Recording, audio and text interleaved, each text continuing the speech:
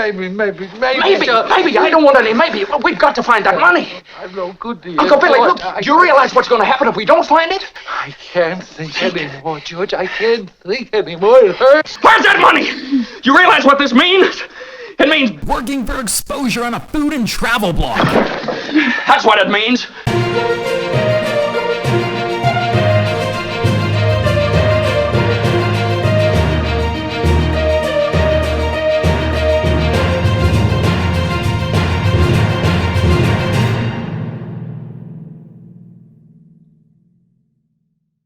What's up? It's Chris, the Drone Geek, and welcome to another episode of Let's Talk Drones. Now, the topic for today's episode expands beyond just the drone industry. So, if you're a creative freelancer or contractor and you do work for yourself, you're going to want to stick around even if your work doesn't involve drones. Just keep in mind, I am a drone pilot, a drone enthusiast, and a drone professional. So I will be viewing today's topic through the lens of a drone pilot. Bear with me, wade through the jargon, and I promise you'll learn something new today because today's topic is working for free. Or for exposure. Or for credit. Or to build or to help a growing startup. Or to establish a long-term business partnership. Or any other variation of working for something other than money. Don't get me wrong. I have been there before, and I have been swindled into working for free. Can you believe that? But it happens. You get really excited because you just got your 107. You can't wait to start making money with your drone, and all of a sudden, somebody sees your work on Instagram because you're starting to get really good at getting those really great shots and those really great clips. They come out of the woodwork and they do a variety of things. The first is usually complimenting your work.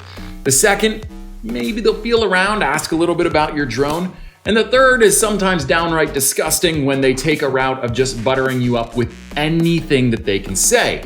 That is, before they pop the big question. And I mean it's big.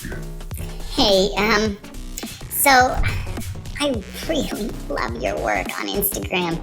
You're one of the best drone photographers I've ever seen. I love your pictures. You're my favorite page, honestly. I mean that. I was wondering, I run a travel and food blog, and sometimes I talk about fashion. And I was wondering if you could maybe let me use your latest picture on my website. Now look, I know what you're gonna say, but I promise I'll give you full credit in the caption.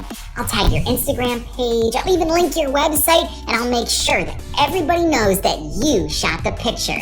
What do you say? At face value, these might seem like very fair offers, especially if you're a drone pilot that's just starting to push their work out into the world. I mean, why should they even pay you? You haven't proven yourself as a drone professional yet. Why wouldn't you just graciously accept their offer and have your work published somewhere where all of their web traffic is going to be able to see it and appreciate it? And frankly, that's a fair train of thought. If you've ever found yourself struggling with those types of offers, you're not alone. We've all experienced it, and most of us are still experiencing it. The problem with considering and especially accepting these offers is that they never stop. It doesn't matter how talented you are behind the sticks, how much you offer in exchange for your going rate, or how long you've been flying drones. Those offers never go away. Somebody will always try to get you to do your work, your service, and your product for free to them. That's why no matter if you're brand new to flying drones professionally or you've been flying professionally for years upon years upon years, I've got 5 strategies in this video that will help you to negotiate a pay rate with clients that otherwise don't really want to pay you. Kicking things off with strategy number 1, ask them what their budget is for the particular category in which your services fall. Sometimes the person or representative of an organization that's interested in your products or services won't come right out and say that they can't or just won't pay you for those services. Typically, they're going to present the project to you to gauge your level of interest. Now, there's many ways to respond to this proposal of a project, but I like to think of things on a spectrum. You've got too excited over here and not excited enough over here. We're not going to talk about being not excited. We're going to talk about being too excited because it really applies to this particular point in the conversation. If you respond with too much excitement, it puts a little bit more leverage in the prospective client's court. Meaning, if they see that you're extremely excited about getting involved with their project, they might feel a little bit more confident about offering you exposure or experience instead of actual monetary value for your work. When you're able to stifle that excitement and just hold it back a little bit and respond with a question about what their budget is for that particular category in their project, it does two things. First, it opens a dialogue about payment without making you seem difficult to work with or that you have a one-track mind. People like to hire other people to work on their projects who are just as passionate about it. So if you make it seem like you're all about the money, it's going to turn them off because they're going to think that's all you're in it for. That really is all you're in it for, but they don't need to know that. And the second thing that it accomplishes is it puts the ball back in their court while giving you leverage. You have not disclosed any rates to them. You've not told them what a ballpark price would be for your services. You're asking them what they're willing to spend. This is going to open up options later in the conversation, but for now, it allows you to ask what their number is without revealing your own, and that gives you a lot of leverage up front. Asking this question also puts their mind into money mode, which means the conversation's going to be about money, so they're more likely to talk about monetary compensation rather than other means of compensating you for your work. Again, this will only benefit you in this conversation. Which brings us to strategy number 2, make it clear that you are not willing to work for anything other than money. After opening a dialogue about their project's budget, the conversation will typically go one of two ways. The first is a very open, healthy, and honest conversation about your rates and how you can both find common ground that's agreeable to both parties. We'll discuss negotiating your fixed rates in just a few moments. The second is a rebuttal on their end, trying to force the issue of payment that does not include a money or money equivalent. We'll talk more about that money equivalent later when we get into trade. If they push back and they insist that they cannot or will not pay you for your services or products, I recommend responding in one of two ways. The first is to ask them, respectfully, why they can't pay you. Are they a startup? Are they tight on their budget? Or are they just not willing to pay for your services? If it's one of the two former statements, that's where you go back to possibly negotiating your rates. Again, we'll get to that in a moment. If it's the latter statement, you can go ahead and leave the table. People and organizations that don't typically pay for or will not pay for services like yours are not healthy business relationships to begin with. Look, I know it sucks because business can be really hard to come by sometimes for a drone pilot or any kind of creative freelancer. That's just a fact.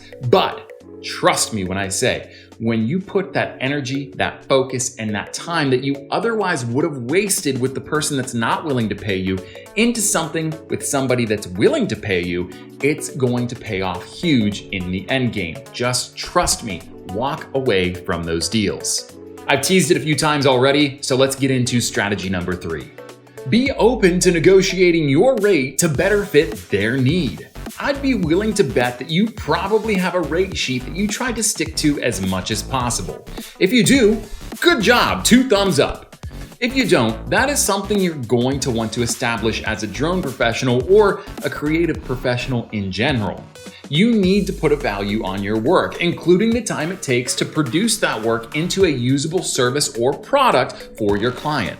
There are a ton of factors that play into setting your rate, but really only you know what those factors are, and it takes sitting down and really thinking about them and hashing them out to understand where you need to set your rate. Just remember, it's important not to undercut the rest of the market, especially for drone pilots. There are a lot of reasons for this, but the foremost is it doesn't benefit anybody. If you're getting a ton of jobs for $20 a piece, when the rest of us could be taking that workload off of you and making good money, that would also bring up your profit as you'd be doing less for more. So just keep that in mind. But that's a different conversation for a different video. Let's move on. You will find yourself in positions where your client is going to want to negotiate your rates. This is a common business practice and something that you shouldn't shy away from. Your rates should be a general idea of what the cost would be for you to pay your bills and expenses while also taking some money home for yourself. Get that cheddar! However, there are a few things that you should remember when you're negotiating your rates. First, never negotiate yourself into a loss. While a lot of your rate is going to depend upon how you value your time, there are a lot of other expenses that play into your rate that are fixed and won't be going away until you pay them off, if you can pay them off. For instance, me personally, I have my drones, which was a one-time fee. I paid for my drones. I've got them paid off, so they don't really play into the pricing. But at the beginning of my business, they did, because I had to continue paying on those drones that I purchased. Plus, you need to think about what it would cost your clients to go out and buy their own drone. On top of that though, I have my computer, which allows me to actually process and then produce the files that I capture with my drones. I've got the programs on my computer that allow me to beautify the multimedia that I capture. I've got miscellaneous equipment that allows me to do my job more easily, like bigger memory cards, adapters for those memory cards, portable charging equipment. You get the picture. And if you really want to get right down to it, you have to factor in the electricity that you use to charge the batteries on your camera equipment. I know it seems like a little bit of a stretch, but when you fly drones as often as I do, you do see a small bump in your electricity bill month to month. Second, remember, this is a business negotiation, but there's another human being on the other end of that conversation. They're just trying to do their best for their company or just for themselves. They want to get the most out of you while not breaking the bank on their project. Being reasonable about coming to an agreement on a mutually beneficial rate for your service is going to benefit you in the short term in getting the deal done, but also in the long term. You still get the money that you want, and they get a price that they really like. That will encourage them to come back to you when they need your particular service or product in the future.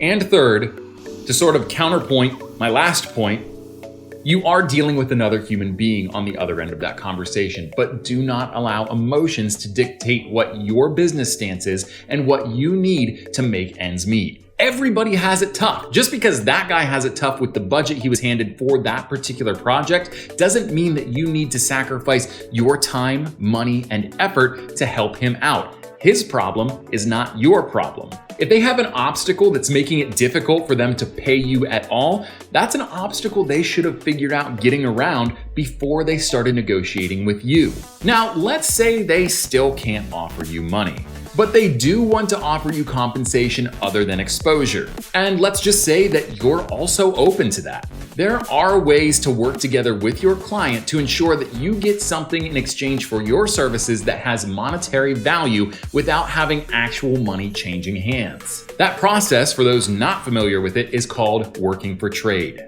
And I know what you might be thinking.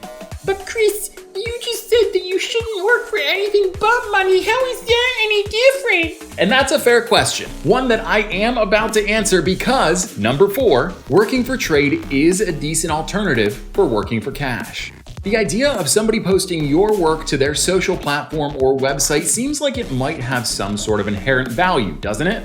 It doesn't. Don't be fooled by your prospects' confidence in their target audience and web traffic to take enough interest in your work on their website to click the links in the caption and go to your profiles or your website. That's not to say that they're intentionally misleading you. In fact, more often than not, clients like this are just overly optimistic about how dedicated their web traffic is to every single facet of their social platform or their website. Think about this. The last time you went to your favorite website, did you stop to appreciate the photography on it? That's barring that it was an actual photography website. No? That's most people. It has been estimated, but not directly studied, that less than 0.001% of all web traffic takes the time to click credit links in the captions of posted media like pictures and video.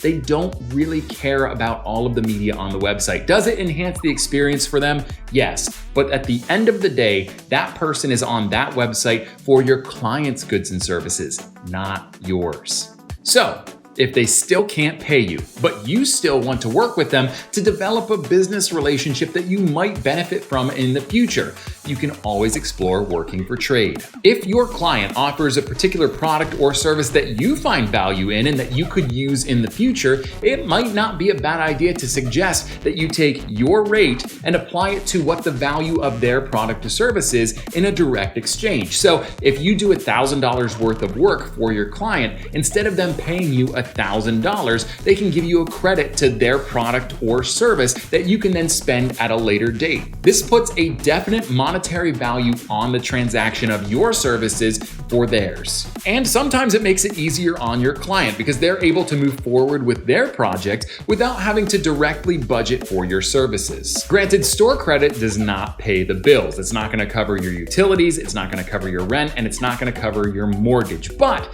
it will eat away at other costs and allow you to be more flexible with the money that you do have and apply more of it to those fixed expenses that require cash. To summarize everything, working for trade isn't quite as good as working for cash, but it is damn near close, especially if you're trying to work with somebody that doesn't typically or won't pay for your types of services. Which brings me to my last point, number 5. If they still won't budge on paying you at your rate, an adjusted rate, or working with you for trade, it's time to cut your losses and move on. Look, we all want every job that we can possibly handle. Not only is this something we do to earn a living, we have a lot of fun with it because we have a great passion for what we do. It's difficult to find a profession that can give you both a living wage and the time of your life every time you check in for work. That's what drones do for me. The fact of the matter is though, sometimes it's better to say no. I found that in almost all instances of prospective clients saying they can't or won't pay me for my services, that they're typically the ones to leave the table first when I tell them that I won't accept anything except for financial compensation for my work. However, in the rare cases where a prospective client pushes me, sometimes I'm the one that has to take my ball and go home. Remember, it's a waste of time, energy, and effort to try to negotiate with somebody that doesn't really see any value in your time or what you do with your time. One of the things that I've harped on with you today is putting a value on your time. So, when you waste your time negotiating with somebody that doesn't really see any value in it to begin with, you're only justifying their argument. It is imperative in these scenarios that as a drone pilot, you protect our industry and the living that we can make from it. When a client says that they do not intend on paying you in anything other than experience and exposure, you need to swallow your pride and treat your time as valuable as you priced it.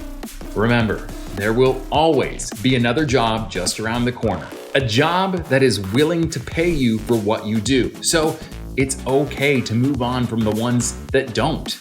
Remember, a client that wants to pay you in exposure or experience or something else that has very little value to you as a professional typically just has an overly optimistic outlook on how interested their target audience or their web traffic will be in what you have to offer.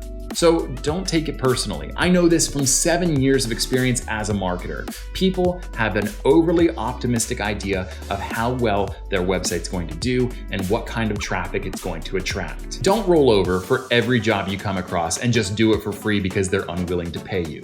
Stand up for yourself as a professional trying to earn a living doing what he or she is passionate about. Remember, they're trying to earn money from their project. So as a business person, they should completely understand that you, as a fellow business person, are also trying to earn money on the services that you offer. They should understand and respect your grind just the same way that you understand and respect their grind in this capitalist system that we have. So don't you dare bend. Always, always, always go for the cash when you can. And never, and I mean never, do a job for exposure or experience. It is a waste of your time. If you liked this video, please leave a like down below. And if you really liked this video, make sure you hit that subscribe button down below. Remember, we are on the quest to 1,000 subscribers. The needle has not moved much at all, guys, and I really need your help to get it to 1,000 subscribers, and then we start working on the watch time. Your help is imperative to the health of my channel, so I really appreciate that if you haven't subscribed, you go ahead and do that now. And if you have subscribed to my channel already, share this video with some friends that you think would appreciate it as well. Remember, they don't need to necessarily be drone pilots. My channel is a drone channel, but I cover things in the creative realm that expand outside of the drone industry, so I have a little bit of something for everybody.